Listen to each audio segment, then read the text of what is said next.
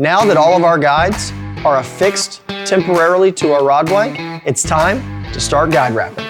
This is Rod Building 101.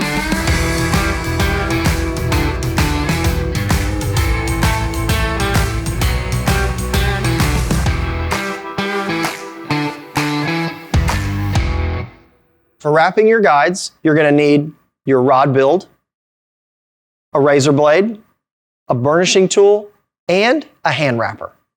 For demonstration purposes, I have an oversized rod blank and some butt wrap cord. This is thicker than your rod building thread, and with the oversized rod blank, I will be able to show you how it looks when starting a thread wrap. To begin your thread wrap, you will pull the thread away from you and over the top of the rod blank.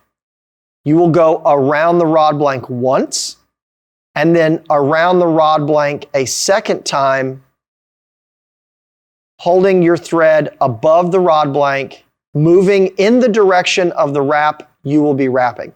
So if you will be wrapping from left to right, your tag end will move to the right, and we're going to wrap over that. Hold your tag end, and we're now going to cross your tag end with the standing line of thread. That is going to capture your tag end. You will now be able to let go of your tag end and continue your thread wrap. You work the thread side by side, laying them as close together as possible. As you wrap over your tag end, we recommend 4 to 5 thread wraps over the top of the tag end before cutting your tag and continuing your thread wrap. If you notice your thread becoming apart, you can use a burnishing tool to push them back together to create nice, clean, and tight wraps. When you are ready to cut your tag end, take your razor blade and lay it alongside of your thread wraps.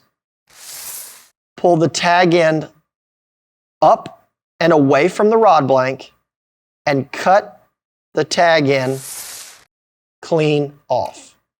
Then you will continue wrapping your guide wrap and capture the tag end, and it will become hidden. As you continue your thread wrap, you will then wrap up your guide foot, and we'll show you how to finish off the thread wrap with a guide. Now it's time to wrap a guide using the CRB Core Hand Wrapper. Once your thread spool is secure in the thread carriage, you will take the thread and work through the eye of the tension rod, pulling the thread back towards you. You will then go over the top of your rod blank, working away from you. We always recommend wrapping a rod turning away from your body. We will now go around the rod blank twice, holding our tag end above the rod blank. We will then cross your thread over the top of the thread and make a couple turns to tighten up the thread wrap. Now your tag end is secure with the standing line of thread, and we can continue our thread wrapping from right to left. Once we've made 4 to 5 thread wraps over the tag end, you will lay the razor blade on top of the thread. You will pull your tag end vertical and slide it across the top of the razor blade, cutting the tag end clean without harming your thread wraps. Now, we will continue the thread wrap and wrap up the guide foot. Sometimes you will need to make small corrections to your thread as it goes up the guide foot. But since we have prepped our guide feet, it will make a nice transition, keeping your thread tight. If you notice gaps in your thread, have your burnishing tool handy, and you can push them back down. If you notice, I can actually reverse my wraps during the guide wrapping process due to the tension rod on the CRB core hand wrapper. As we continue up the guide foot, we will now be securing the guide to the rod blank. Once your thread has reached the guide tubing, you can lay your razor blade on top of the guide foot, sliding the razor blade under the guide tubing and cutting it free from the guide foot. Then you will continue your guide wrap.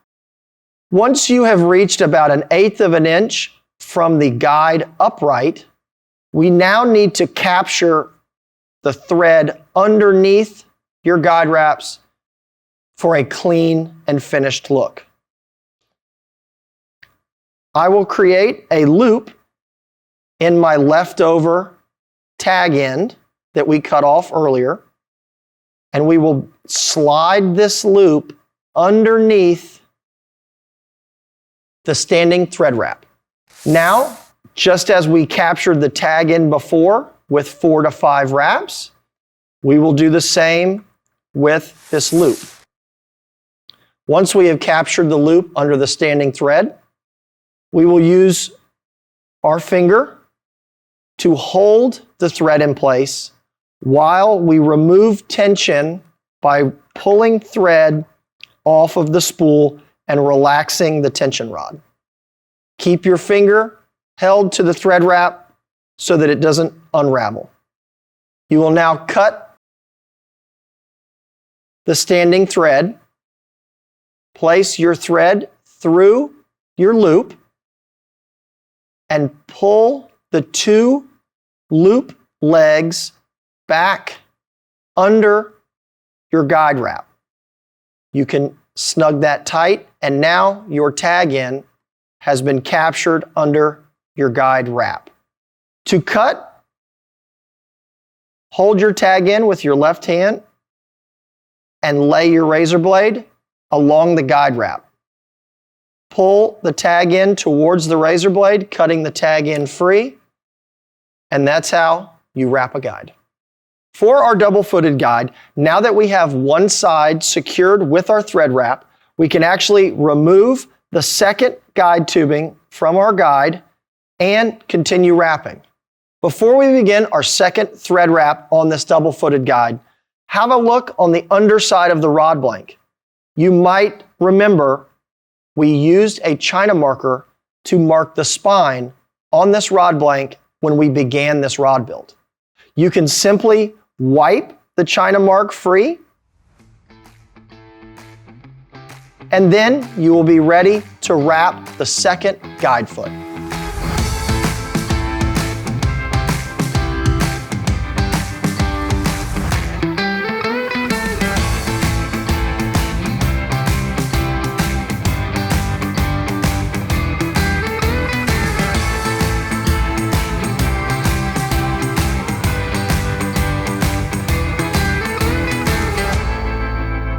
Now that we've completed wrapping our double-footed guide, I remove the rod blank from the hand wrapper, and I make sure that the double-footed guide is aligned with my reel seat by looking down the rod.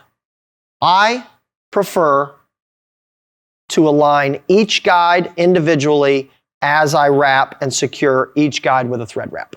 If you're wrapping on a multi-piece rod blank, as you work your way up the rod, you're inevitably going to find yourself at a connection point.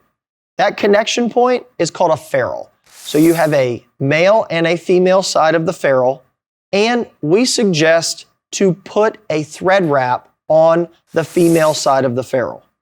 What that does is adds a little bit of rigidity, and it also gives you some security so that you don't accidentally split that piece of rod blank there at your ferrule connection.